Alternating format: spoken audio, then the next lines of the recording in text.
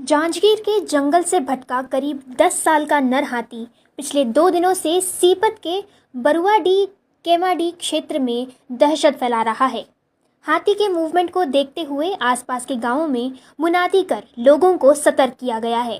रविवार रात हाथी केमाडीह होते हुए ठरकपुर पहुंचा और पौड़ी निवासी किसान भगवान प्रसाद धीवर के खेत में धान और सब्जियों की फसल को नुकसान पहुंचाया।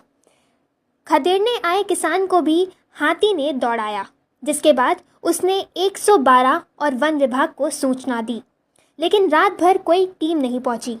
स्थिति गंभीर होने पर कारी छपार, केमाडीह, जूहली और खाड़ा गांवों में चेतावनी जारी की गई है।